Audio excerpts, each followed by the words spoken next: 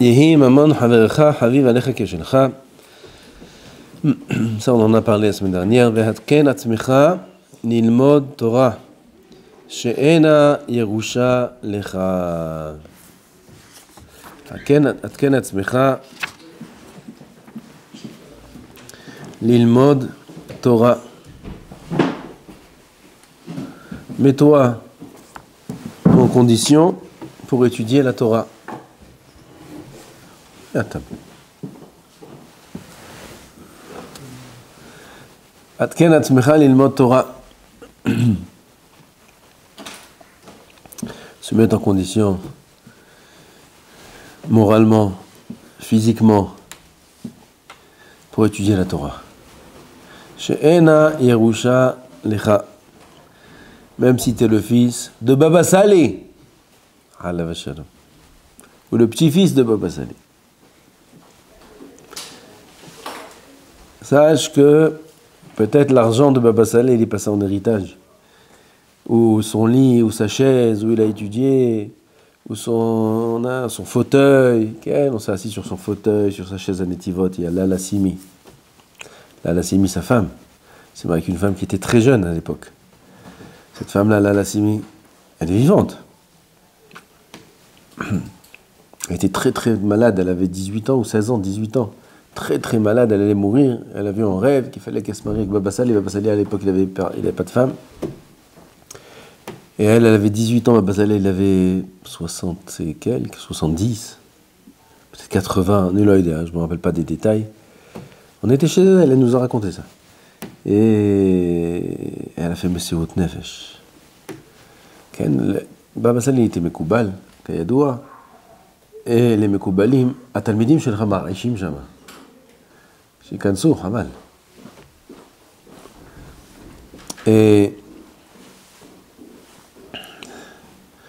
d'après la Kabbalah, c'est un problème de rester seul, pas marié. Après le Pshat, un homme il a fait Piré Vérivia, il a eu un garçon et une fille qui ont eux-mêmes eu des enfants, alors il a accompli la mitzvah de Piré Vérivia. D'après la Kabbalah, quelqu'un qui n'est pas marié, il est une moitié. Dans les Neshamot, il est incomplet, il est imparfait.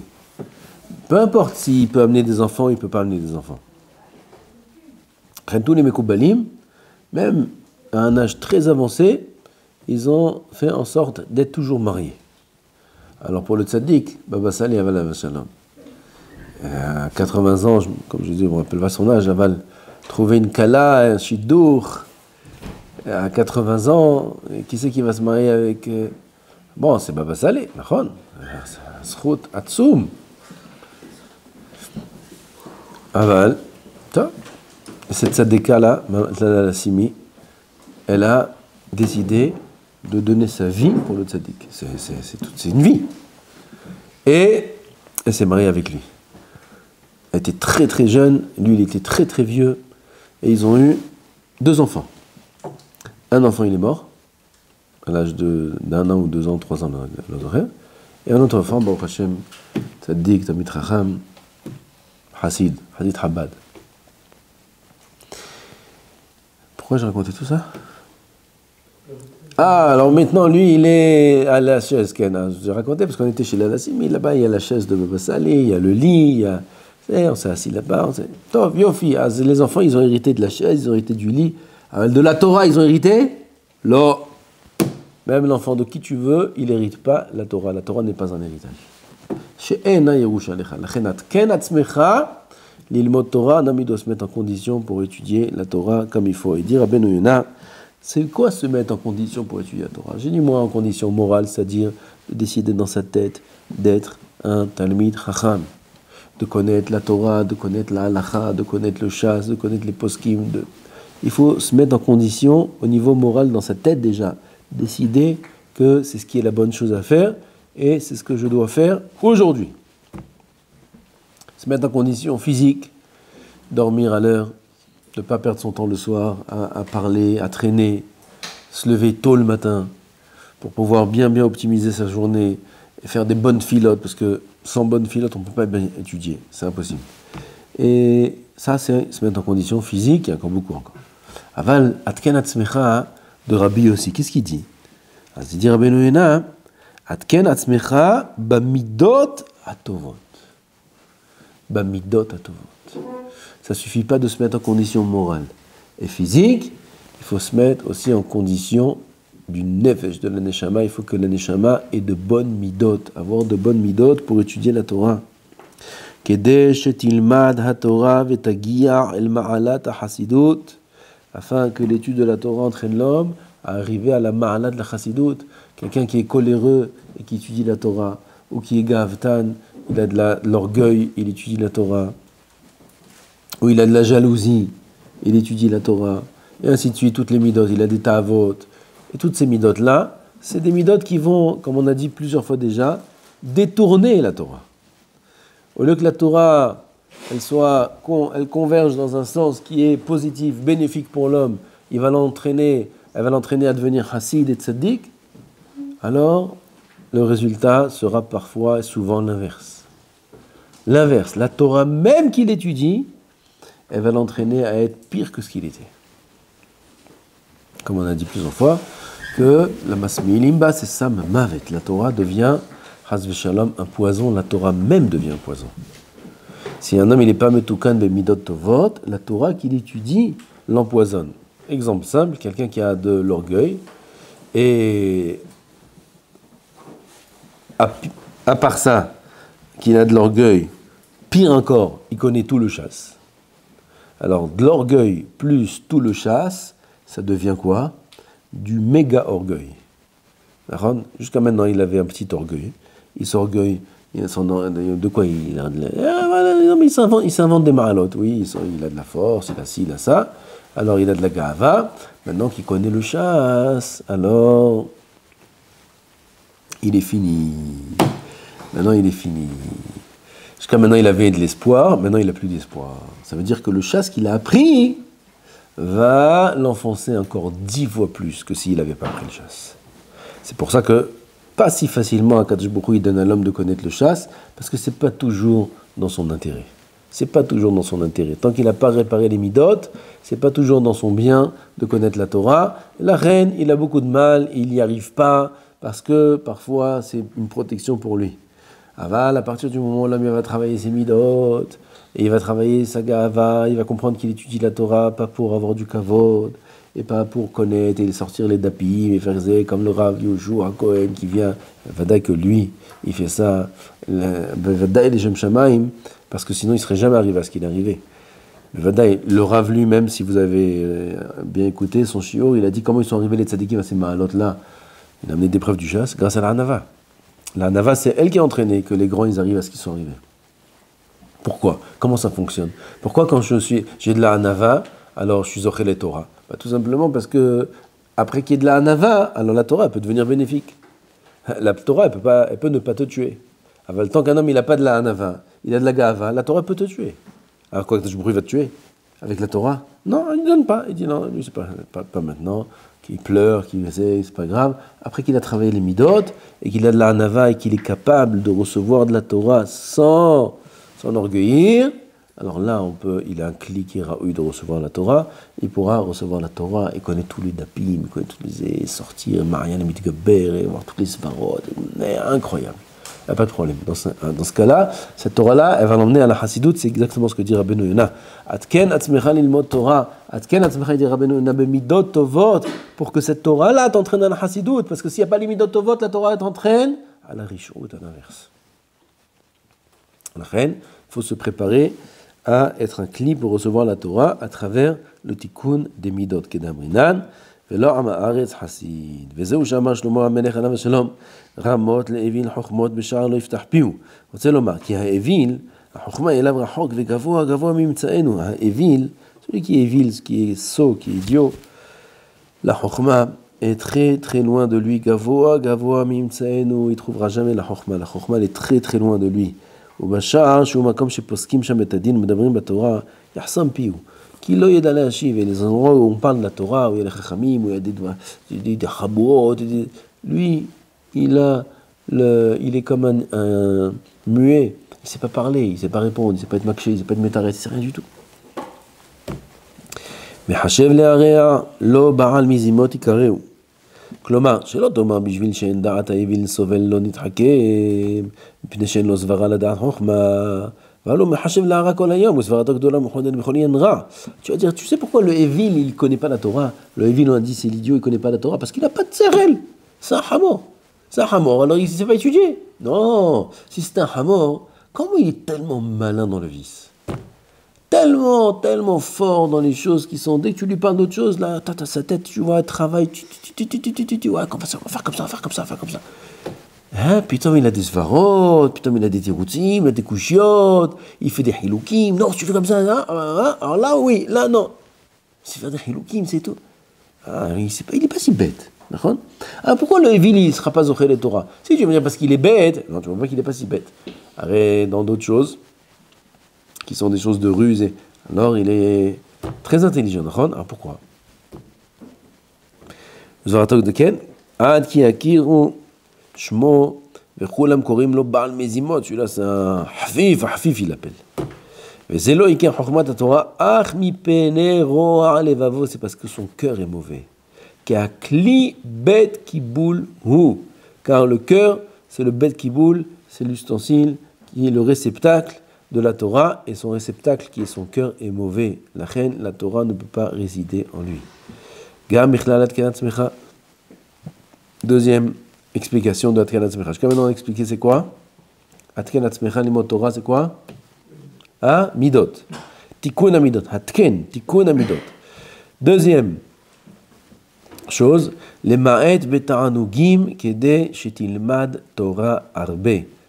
Réduire, limiter les plaisirs. Les plaisirs, c'est dans tous les domaines, afin d'étudier beaucoup de Torah. De cette façon, la Torah est étudiée, comme ça dit la Mishnah plus loin. Pad bamelach tochal. Du pain, un peu de pain dans le sel, ça suffit. Maim bamesorat ishte, une petite quantité d'eau.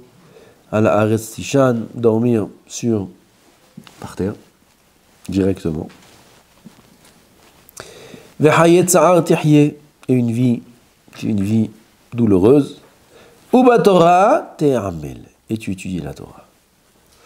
On verra quand on arrivera à cette Mishnah, le sens de la Mishnah, qu'est-ce qu'elle veut dire exactement. Est-ce que c'est comme ça qu'il faut faire les khatrila? Est-ce que quand demain vous allez recevoir le repas, alors il faut mettre l'assiette de côté et aller au congélateur, sortir 2 tranches, congeler, tremper dans le sel et les manger? C'est ça qu'il faut faire? Peut-être que oui, peut-être que non. On verra quand on arrivera là-bas. En tout cas, quand il arrive, la Mishnah nous dit de manière générale que Kachidan Kachel Torah, si on veut grandir en Torah, c'est clair qu'il ne faut pas être trop attaché au plaisir. Ki amarbe betarnugim lo tishkon betocha chokhma. On a vu ça plusieurs fois, le Tosfot dans Ktubot, le Marbe Betarnugim, celui qui aime les plaisirs, qui aime se faire plaisir, il aime bien manger, il aime se faire colminer de varim, il ne se contente pas de ce qu'il y a à manger, il va à la Tachanat Delek. Vous connaissez la Tachanat Delek? Mais pas pour mettre de l'essence, parce qu'il ne va pas en voiture. Il va à pied ou il va en bus, donc il va à la Tachanat Delek, pas pour mettre de l'essence, mais pour se remplir d'autres choses. Là-bas, il y a tout. Il y a falafel, il y a pizza, il y a hamburger, il y a tout ce qu'il faut à la Tachanat Delek. Il va à la Tachanat Delek. Ken? Pourquoi? Parce qu'il va manger du riz tartare à midi. Ah, c'est quoi riz tartare? C'est tout ce qu'il y a. Du riz, dessus on t'a mis un peu d'avocat, on t'a mis un peu de thon. Voilà. Je crois que c'est ce que ça, moi je vais manger ça, moi. Mais il rêve. Il va à la Tachanat Delek. Toi? Après il rentre, il arrive au shiur, et il ne comprend pas la Tosfot, il ne comprend pas la Gemara, il dort, il n'a pas envie d'étudier, il n'a pas envie de dire, qui ne se pose pas de questions. Tov? Qui ne se pose pas de questions. C'est tout à fait normal, c'est un symptôme le plus naturel qui existe, qu'après une bonne pizza, ou après un bon zé, s'il n'y a pas le choix, il n'y a que de la pizza, qu'est-ce que tu fais? Qu'il fasse vidouille, il mange la pizza, mais c'est maïch, même à la sorte. Aval, s'il a le choix, il y a du riz tartare ou il y a et lui il décide d'aller là-bas, alors qu'il soit pas étonné. Qu'il soit pas étonné, c'est naturel, c'est normal, et il n'aimera pas la Torah, ou il aimera moins, s'il aime déjà, il aimera un peu moins, s'il n'aime pas, il peut courir pour l'aimer, et ainsi de suite. Ouais. Alors c'est normal. Comme ça c'est écrit dans Rabbeinu Yonah, comme ça on a dit Tosfot, c'est Midrash, comme ça c'est écrit de partout, et comme ça c'est écrit ici aussi dans la Mishnah, d'après le deuxième pirouche de Rabbeinu Yonah. Atken atzmecha lilmod Torah, atken atzmecha lema'ed b'ta'anogim. Afin que tu puisses étudier la Torah, parce que les ta'anogim nous empêchent d'étudier la Torah. Azatken atzmecha lilmod Torah. Prépare-toi pour étudier la Torah. Prépare-toi comment? Première explication, on a dit Tikkun Amidot, on a expliqué tout, comment ça marche. Tikkun Amidot, le rapport avec l'Imoud Torah. Et deuxième explication qu'on voit maintenant, c'est Atken Atzmecha au niveau du Mi'ut Ta'anogim, réduire l'attachement au plaisir. Comme on a dit, ce qu'il y a à manger, il y a.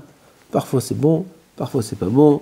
Il ne faut pas perdre de temps, il ne faut pas perdre de pensée, il ne faut pas perdre de l'argent pour aller s'acheter des meilleures choses, parce que ces meilleures choses-là, elles vont nous coûter cher à la fin. Comme Moshe Amar, Tzavaro, Shamen, Ave. Il y a écrit ici, il y a un problème dans la Girsa, Mi shemit asek batora, lo itachen shiye tzavaro av vegufo shamen. Top. Comme ça, j'ai entendu de Rabbi Raphaël Toledano, qui disait, qui comprenait pas. Oui, avec ces phrases-là, on ne va pas commencer à juger, on va pas commencer, on va juste l'idée, il ne comprend pas comment un Talmid Chacham, il peut être Baal Midot. Oui, pas Baal Midot, Midot Tovot, et la Baal Midot mesure.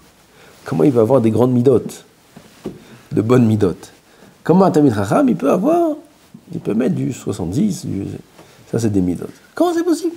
Comme ça, il était étonné. Il dit, encore une fois, on ne prend pas ça pour juger qui que ce soit, parce qu'il y a des Talmidei Chachamim Baal Midot, il y en a, ils sont des vrais Talmidei Chachamim, mais de manière générale, c'est clair que quelqu'un qui est très très affairé à manger, à bien manger, à manger beaucoup, et des choses comme ça, et toujours voir qu'est-ce qui est bon, qu'est-ce qui est pas bon, ou alors d'autres plaisirs, c'est pas d'affaire de manger.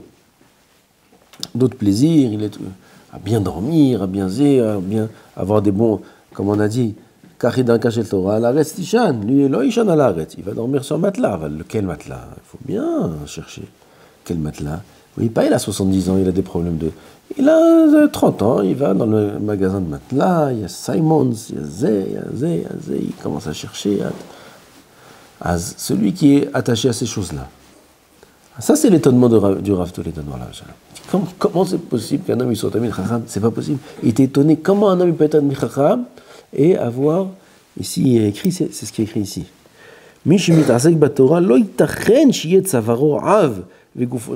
C'est pas possible qu'il ait ici des bourrelets dans le cou. C'est pas possible qu'il ait des bourrelets dans le cou.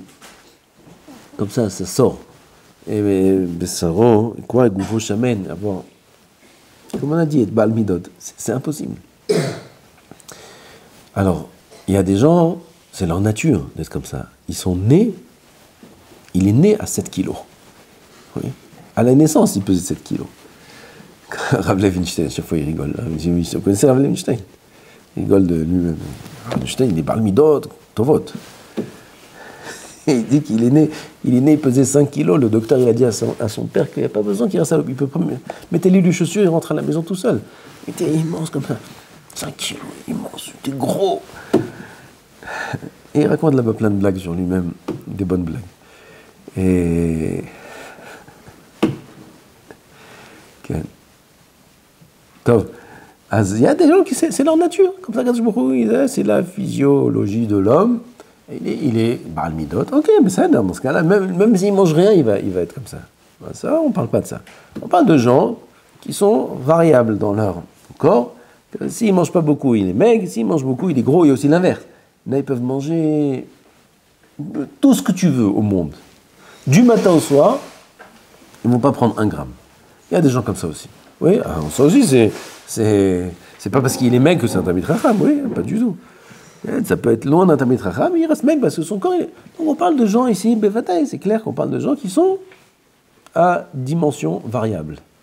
Oui, il y a des gens de dimension invariable, dans un sens ou dans l'autre, et il y a des gens à dimension variable.